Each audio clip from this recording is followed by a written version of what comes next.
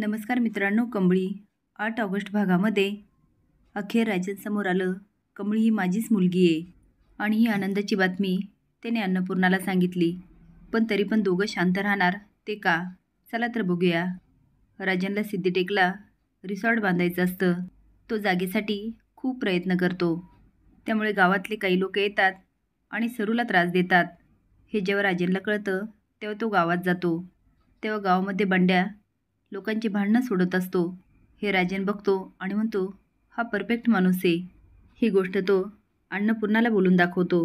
अन्नपूर्णा म्हणते, ठीक आहे, जे काय करायचं ते जपून, कुणालाही त्रास नाही झाला पाहिजे. आता राजन पुन्हा त्या गावात जातो. तो बंड्याला भेटतो आणि म्हणतो, माझ्या रिसॉर्टचं काम सगळं तू बघायचं. बंड्या म्हणतो, हा हा हा, म्हणजे तुमचं काय म्हणणं आहे? मी जायचं आणि आमच्या सरोज काकीला त्रास द्यायचा? राजन म्हणतो, नाही नाही, कुणालाही त्रास नाही झाला पाहिजे. बंड्या म्हणतो, होय का? मग आमच्या आबांना कसा त्रास झाला आणि त्या जागेसाठी सरोज काकीलाही त्रास दिला? राजन म्हणतो, म्हणून मला हे काम तुझ्यावर सोपवायचं आहे, जेणेकरून तू लोकांचा विश्वास मिळवून प्रेमाने हे सगळं काम करून घेशील. आणि मला कुणाचीही जागा नको आहे.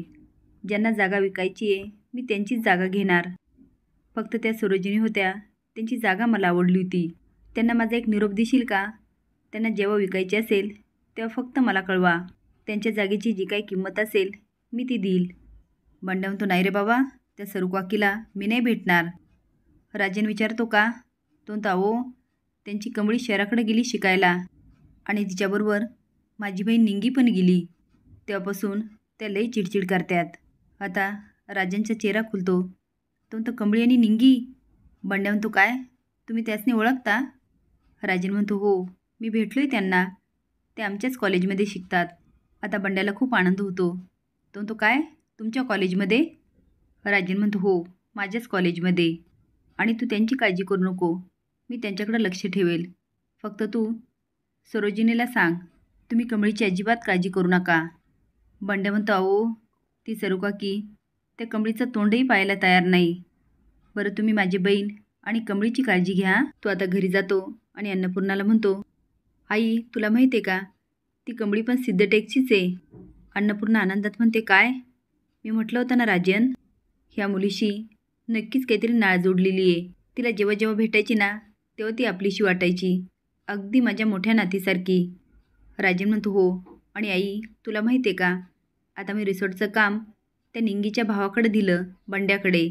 अन्नपूर्णा म्हणते, हे बरं केलं.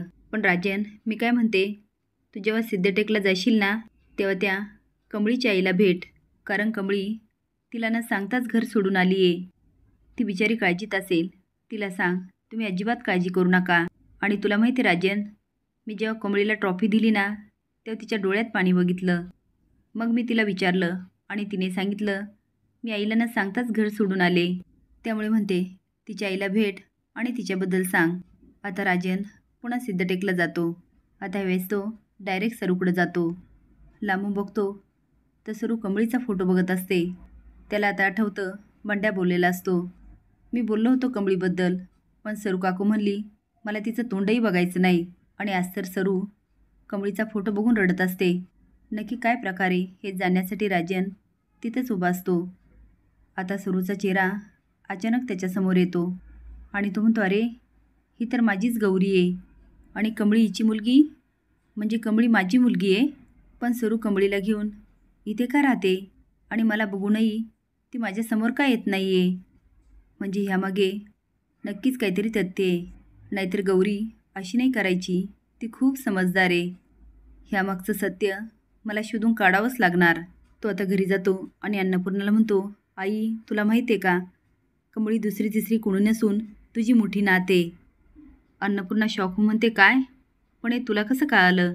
राजन म्हणतो, कमळीची आई सरू, दुसरी तिसरी कुणी नसून ती आपली गौरी आहे. अन्नपूर्णा म्हणते, गौरी?